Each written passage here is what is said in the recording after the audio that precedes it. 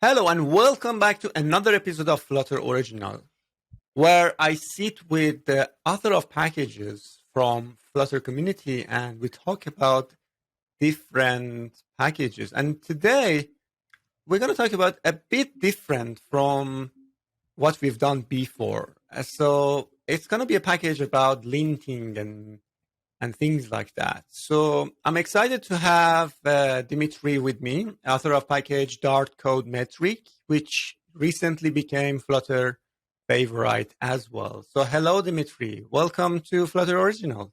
Hi. First of all, thank you for invitation. It's really a pleasure to be here and talk about the Flutter packages and the ecosystem. It's a pleasure to have you here. Dimitri, first of all, can you explain? Can you introduce yourself? Tell us who you are, what you do, and what you've done for Flutter community. Okay, first of all, I'm a front-end engineer, and that might be a surprise because we talk here about Flutter and stuff, but I am actually a front-end engineer. And my journey with Dart started at Reich when I worked with a huge Dart code base. And since then, I really like the language, and I really like the way that Flutter empowers all different parts of Dart and uses them quite wisely, I would say. And I've been writing my Flutter apps for about a year and a half, I guess. But usually I do it in my free time, and because my work time is usually booked with JavaScript and TypeScript and etc. Just to mention, I work right now on a browser. You actually can write JavaScript in developing a browser, and this browser is kind of different from what is popular right now, like Chrome and Firefox. This browser is for work oriented stuff, like managing multiple tabs and like optimizations, speed optimization, performance optimizations, and etc. So I think it's very interesting for me at least, to work with such a unique, I would say, product. And as for Flutter and as for Dart, I am again the author of DartCodeMetric, the package that helps analyze, collect metrics, find like unused code, unused files, and etc. So its main goal is to help developers be more effective and efficient with what they do, because like our work is usually requires a lot of focus, a lot of concentration, and you need to sometimes notice different things in code reviews and etc. And it might be like very exhausting. So the idea of DartCodeMetric is to help you like pay less attention, because the tool can handle some things for you. I have a question then. What you mentioned about like why you have written DartCodeMetric, but didn't we have similar packages before? And what made you like to kind of come into another package and write another package, or what is the difference between this package and maybe other similar packages? The interesting thing that there is like only few packages that are close to DartCodeMetric. I guess the main package, let's say it like that, is the analyzer itself, which provides like lints and etc. And there are different packages that kinda uses the same API as DartCodeMetric. We actually use the API that Analyzer provides, which is called Analyzer plugins. And there are like a small amount of packages that reuses the same API, like the package for the Dart Angular, for HTML support, for HTML highlight support in the ADEs, and like package for Overreact library. And both those libraries are not like in a Flutter ecosystem, but in a Dart ecosystem, let's say.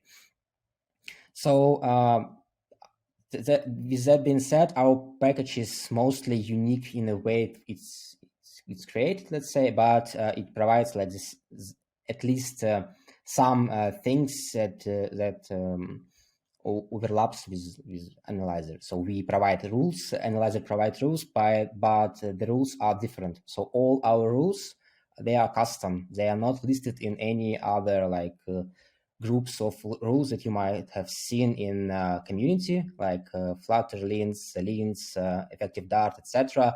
Those lint rules lists are trying to rethink existing rules provided by the analyzer. So they add some, remove others, and try to say why this list is better than others, let's say like that. And DartCodeMetric is like truly custom. All rules that we provide, they all done by us, and they also can be grouped by like style rules or warning rules and etc. But I guess the main difference between the analyzer and our rules is that our rules are configurable. So let's, for example, take a rule that can configure the order of class members, for instance, properties and methods and constructors. So you can set the order as you like.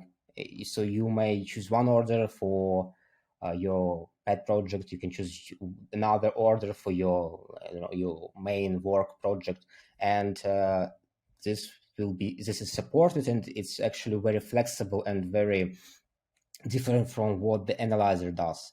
And I guess another difference, like core difference, that you usually get analyzer rules with the new SDK releases. So, and those releases are quite rare, let's say like this. So you cannot like just use a new rule when it was added. You need to wait some time before the stable version will be released. Stable version of SDK will be released, and you can use this rule. For instance, there is a rule for trailing commas, which was available actually.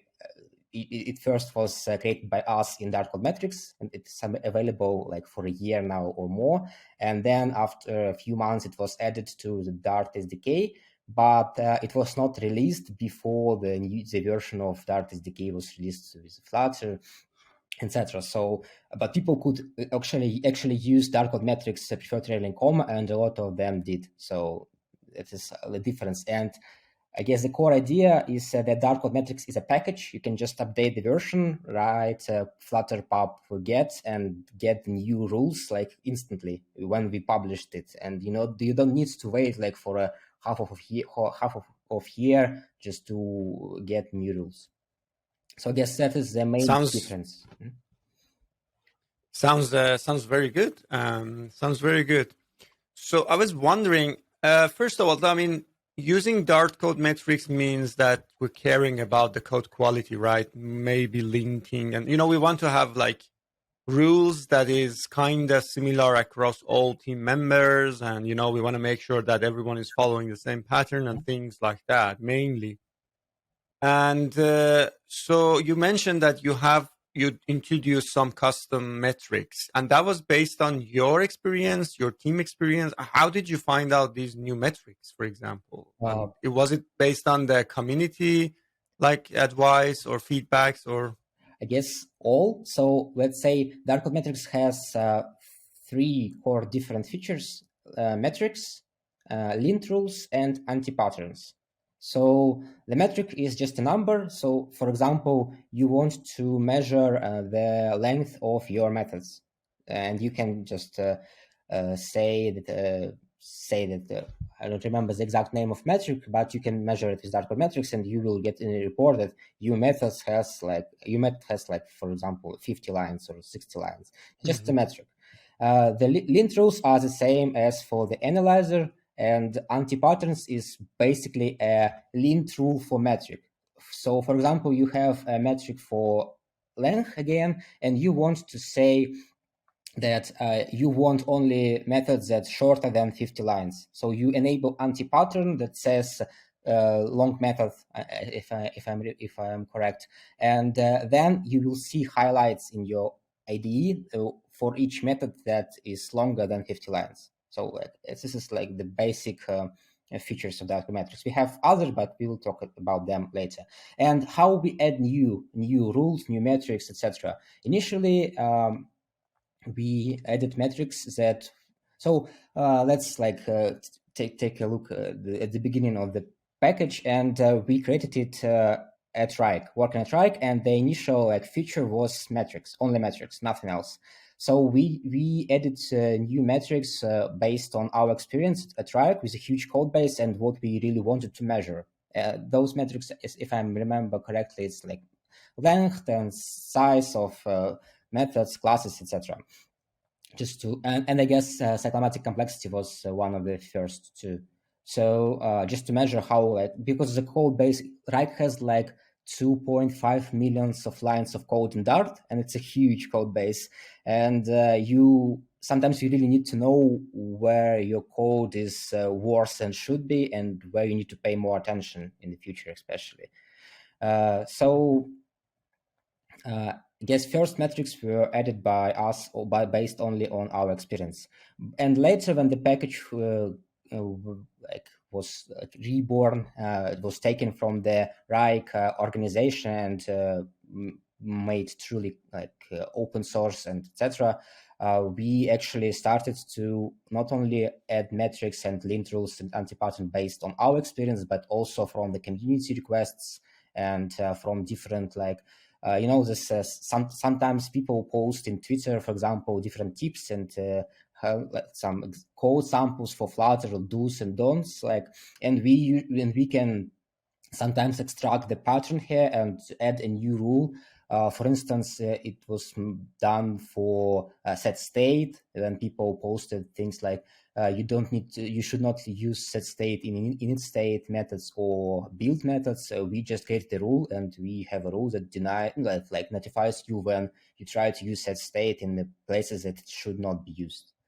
And so I guess a huge amount of ideas and rules are from the community. Interesting. I'm gonna open the documentation right now before we get into the pair programming. Mm-hmm. So you mentioned that the DartCodeMetric package actually supporting rules and metrics and anti-patterns, right? I'm actually not sure what is integration, but we'll get into that. So rules are mostly about those, linting rules, as you mentioned. And the metrics are mostly about measuring something in that, like the lengths of function or lines of code and things like that. And then anti-patterns. Can you explain a little bit more about anti-patterns here? Why, first of all, what is anti-pattern? Why do you choose anti-pattern name? Anti-pattern in our idea is something that people do wrong. For example, when you have a highly coupled, actually in Russian couple and coercion has the same translation, and I usually forget which one is one. But let's say your code should be have borders and should be split into modules and have a close connection between those modules, but you made it wrong and your code looks like a mess, let's say like that. And that is an example of anti-pattern. When you do things, you should do things wrong and they should be do differently. This is the idea, I guess. And this feature is the most, let's say, it requires I guess rethinking. It requires more attention, but unfortunately we didn't have enough I guess focus and time and idea how to make it better.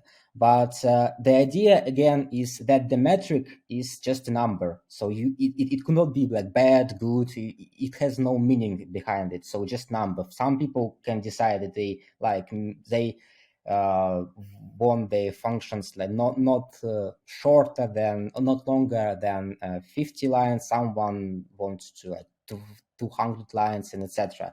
So I see. And anti-pattern is a way to force the linting part. So when you have like a metric with configuration 50 lines, for example, and you enable long method anti-pattern, then for each method that is longer than 50 lines, you will get a highlight in the ADE and report in the CLI that your method is actually more than you want it to be.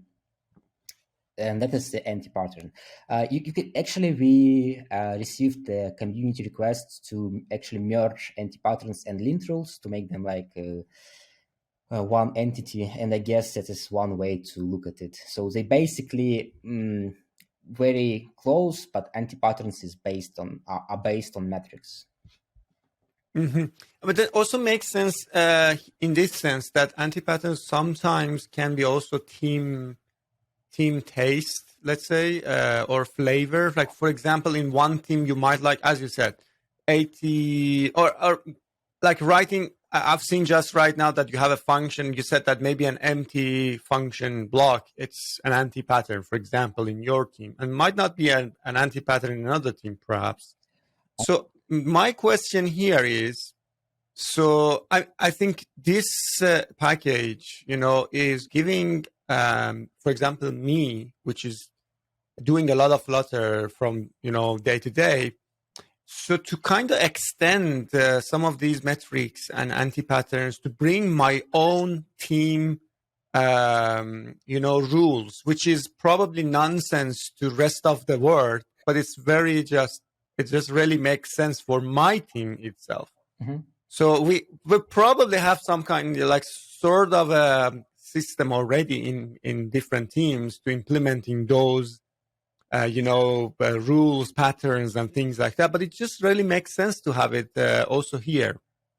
Just wondering, can we extend your packaging somewhere, like not sending a PR or something, Mm-hmm. kind of extending from outside and just adding some rules to the engine somehow? Mm-hmm. We actually got some time ago a request from the community to do exactly that. And I will just comment about metrics first. So our metrics is basically, I agree with you that empty function could be considered an anti-pattern, for instance, but in our, at least package, we consider metrics and anti-patterns only like on, let's say, first of all metrics are configurable, so you can configure the thresholds. And second of all, they all, at least for now, they all are number based. So like length, size, I don't know, complexity has a number and etc. So, and the thing that you mentioned about empty functions is it's actually a rule. So if you have an empty block, we have a rule that a lint rule that says avoid empty blocks, if I remember correctly. So, and again about extending. So we discussed it inside the team and decided that we will not provide this ability, at least for now, because here is the thing. So we actually reuse a lot of API from the analyzer, which is publicly provided by the analyzer, to integrate into it. And we think that it would be a little bit too complex to provide another layer of integration. So we integrate into the analyzer, someone integrates into our package, and then it could be easily, I don't know, error prone and not very, or say let's just not as good as we want it to be. So our answer to that question is usually that you can just use code from DartCodeMetric and create your own custom plugins for the analyzer. And it will be, I guess, more like a better approach, I guess, because extending the API that already extends another API is way, I guess, to more mistakes and profit. Yeah, that makes sense. Okay, that's good. So I think now, Dimitri, it's time to show me how actually we can use the package, or how this package kind of helped me to kind of increase the quality of my code, or, in my application. I have an MJ Coffee app famous one, which I'm using for all of my, shows and tutorials and everything. And I'm gonna invite you to my code editor right now. So you will see my code base. Mm-hmm. Tell me, first of all, what should I do to get, your package into my application? First of all, so it comes as a dev dependencies, I believe. Yeah, it's true. You should add DartCodeMetric entry to the dev dependencies, and I guess the version is 4.8.1. At the moment. Okay, let's do that. Actually, we can do a little bit simpler. So people know that we have right now add dependencies from Dart plugin in VS Code, and I think it's also provided in IntelliJ or Android Studio. So then I'm going to use this because I don't want to just say a number right now. Let's see what is the latest number. So I'm going to say I'm looking for DartCodeMetric, and it will be added to my pub spec YAML file, hopefully. And here we go. It's added. And I think I'll move it to dev dependencies, right? So it just makes sense to be in dev dependencies. So I've checked your documentation. It seems that you are kind of extending or using analysis options YAML file, which is great. So I don't need to come up with another things, right? Yeah. Is that correct? Or how do you usually use DartCodeMetric in your applications or code bases? I guess there are two main use cases. First one, you install the dependency, you configure it in the analysis options YAML, and then you use it in the IDE. So, and another use case is to use the package on the CLI or CI/CD like GitHub, GitLab, etc. Then you can. Okay. But actually, CLI reuses the same configuration, but some things can be configured directly in the CLI without the config file. So it's like small difference. Okay, that's interesting. But let's first talk about like the when we add in as a dev dependencies, because might be a common use case here. Although integration with CDCI is also very important, so you want to reject a PR or something if something goes wrong. But let's talk about this first, because I think we're gonna cover at least 90% overlap between those two options. Yeah. By just talking about configuration. Okay, let's move on. So then, how do you add all those rules and things? So where can I add it, or you need to? How do you utilize it? You need to open analysis options file first. Okay. And then you need to. This is the default one. So let me just get rid of these comments very quickly. So just make it a little bit nicer. All right, we don't need anything here. Linter, anything? Okay. So first of all, you need to add analyzer entry. Okay. It's the default.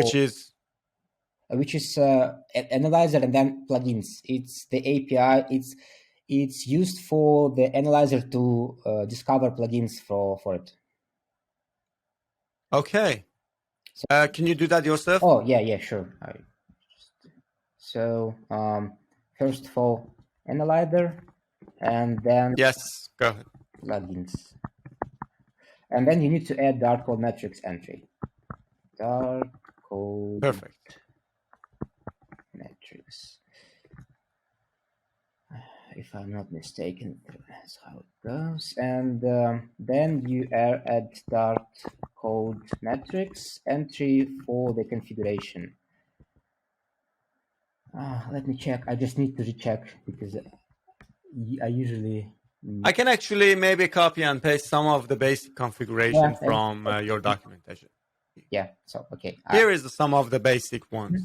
I just can give you. So the entry patterns that we talked about is just entry for configure entry patterns, and just in the basics we have two of them: long method and long parameter lists. Then goes metrics, cyclomatic complexity, nesting level, number of parameters, and source lines of code. And then the ability to exclude some files. So, for instance, if you don't want metrics to be calculated for your test files, you can just exclude all test files and you will not see any like metrics calculation for them. And then goes the rules entry, where you can list all the rules you want to enable. So there is no like default configuration for the package. You always need to set up something for you. And I think it's a better approach for now, at least, because we want people to actually choose what they want based on their like opinion and preferences, and not just to copy what we suggested them to use. I see. Because I think lint rules and metrics and anti-patterns, it's really about the preference of a team or a person, and not just about that someone said you to use, I think. Okay, and Dimitri, one question here. So is it possible that some of your rules will kind of override the original, let's say, analyzer linting rules? So if you are using, like, for example, I'm using Flutter lints, and it comes with some kind of rules already, right? Mm-hmm. So, and I think I was actually looking at this one particularly, trailing comma. Mm-hmm. I know that it's one of them. So will this override that? Or how does that work? Is there any conflict here? Probably they will not. They will just highlight the same code, and that's all. I see. You'll see two highlights instead of two one. comments. Yeah. Okay, that's good. All right. So then, by just doing that right now, if I'm okay, so how can I? You said that there is a CLI for that. That means, can I just right now open my terminal and say, for example, Flutter run pop run, I don't know, code, whatever the name is, or should I install the CLI to check, or how does it work like right now? Is it automatically by integrating to the analyzer, and analyzer will show up? Unfortunately, no.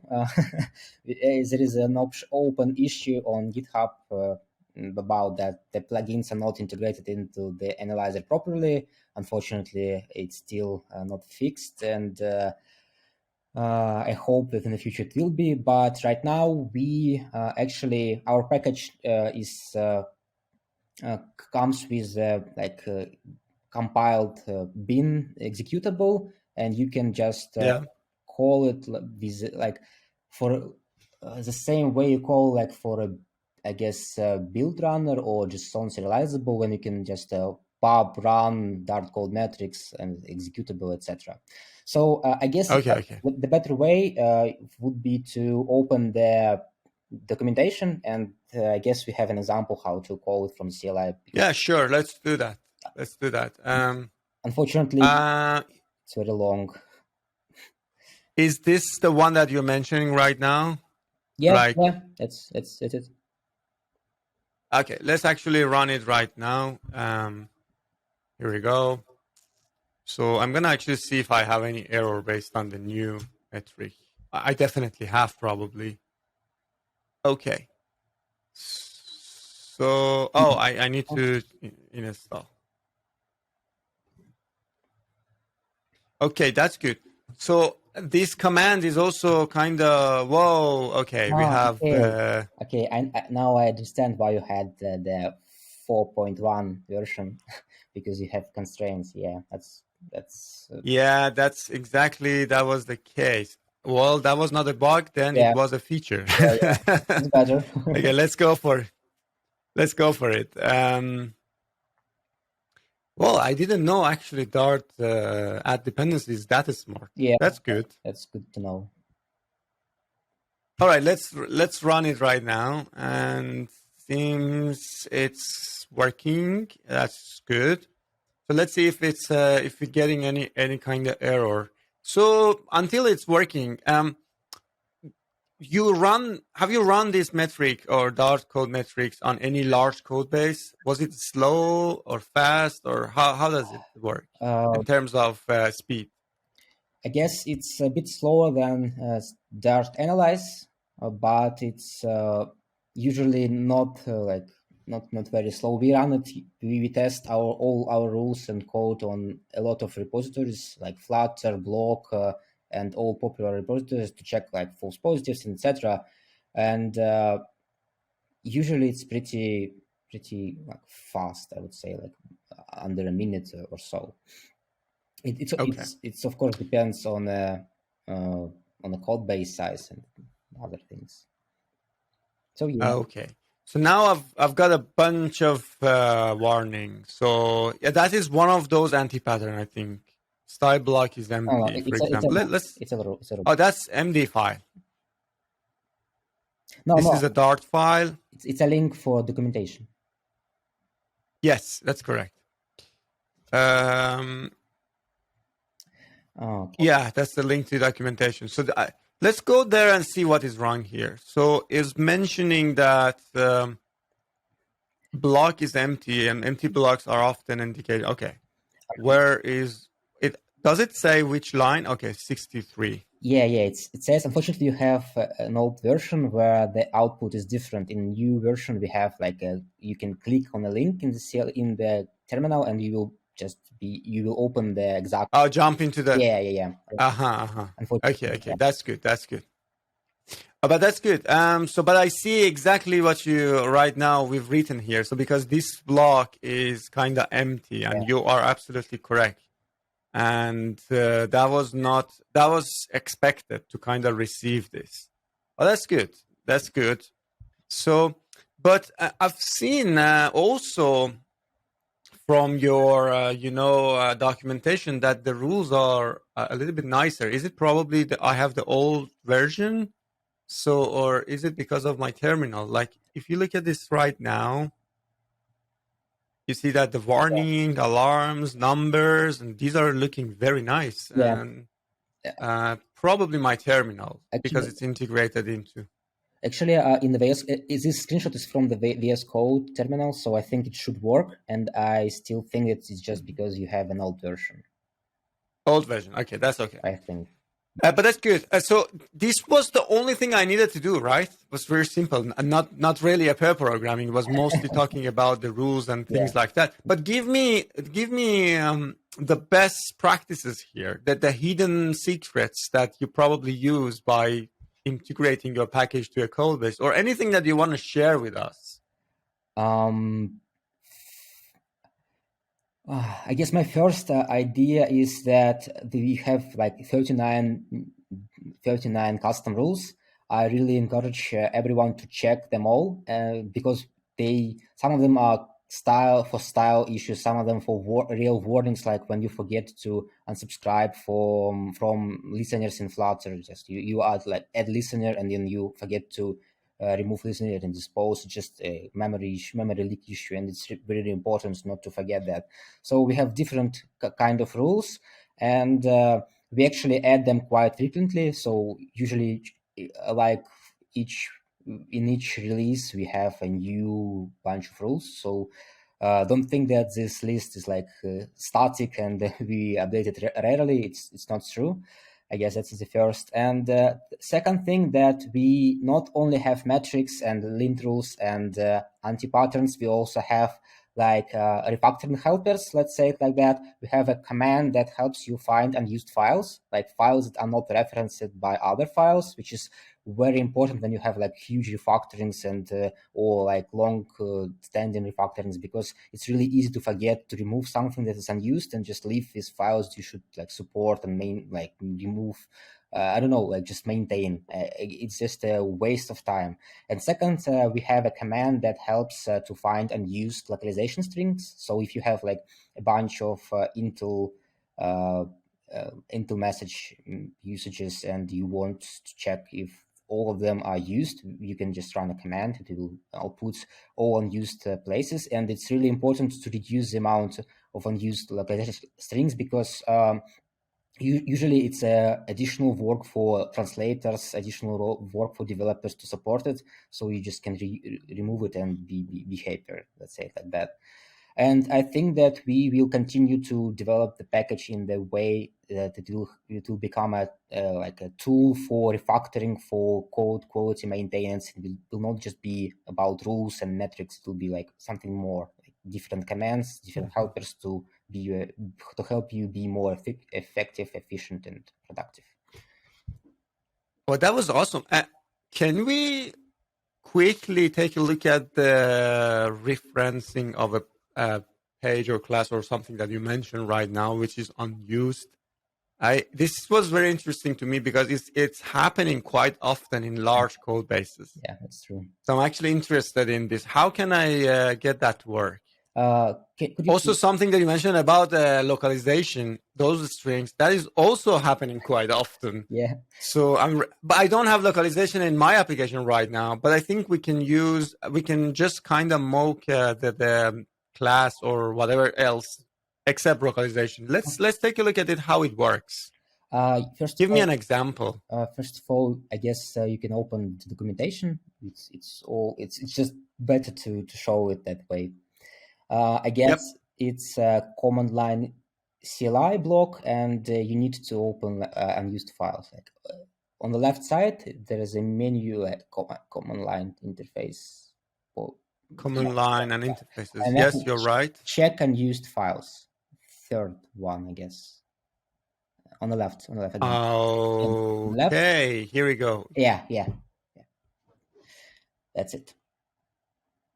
Okay, then I can just copy this and I can come here and just paste this. And this should tell me if I have any unused file or not.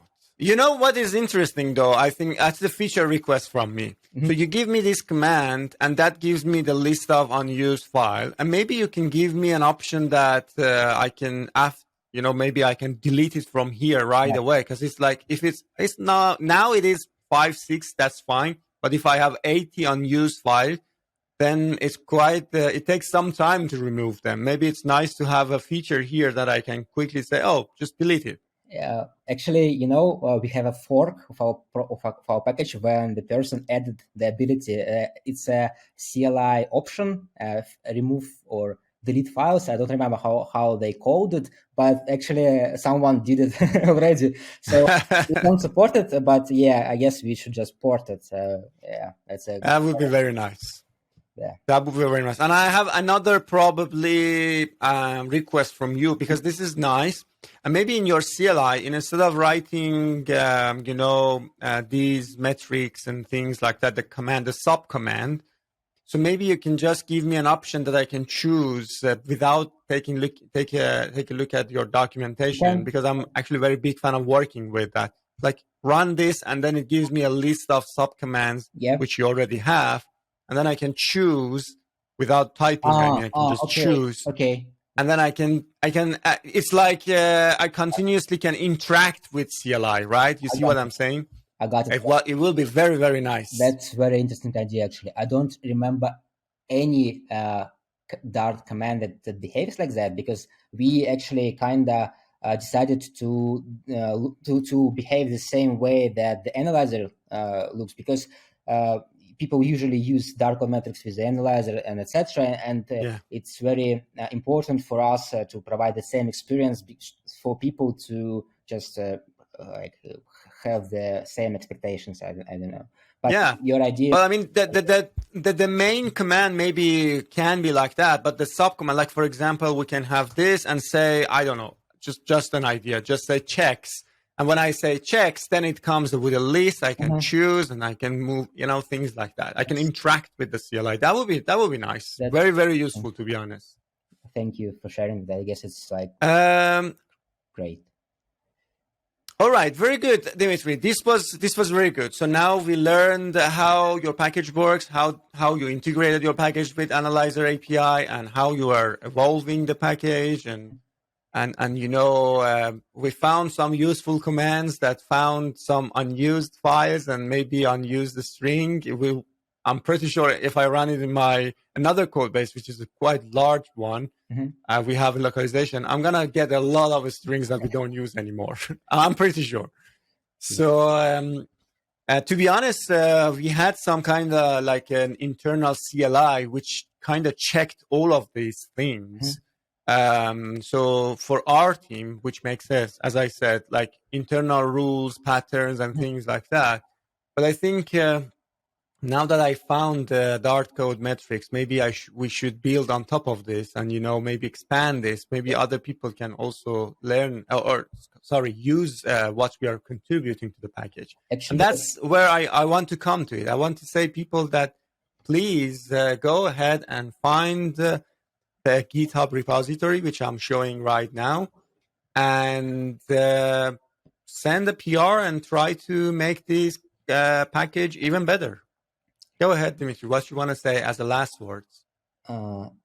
First of all, let's say that is actually what was the another idea why we decided not to provide any extensibility, because in our mind it's really important for us as a community to share the linting ideas and rules together, not just for some people to implement for themselves, because the package is actually community driven, I guess, and it's not supported by any company, etc. It's truly open source, and I think that it's really important that we as a community can collaborate together and improve the static analysis in Dart and in Flutter, and be happy together, with different rules, different checks, additional. And as for my last words, I would say that in my why DartCodeMetric was created in the first place, because static analysis is very important. It can help you reduce the amount of work you need to do,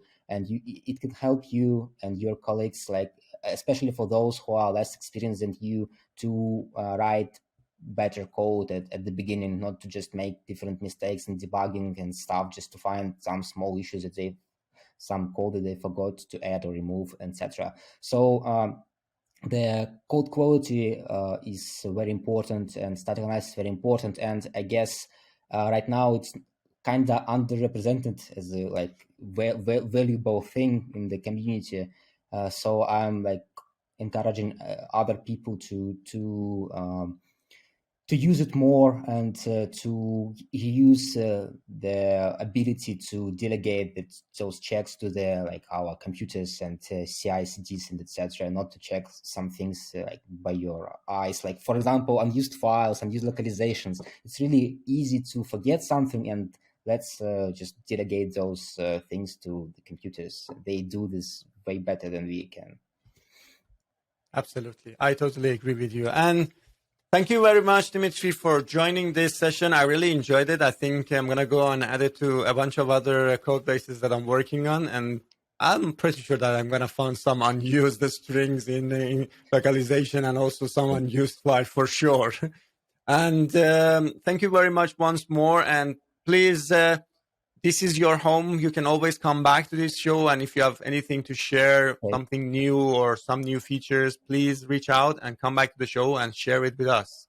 With that said, have a great day. Thank you for the invitation. It was an honor to discuss DartCodeMetric with you, and have a great day or evening too.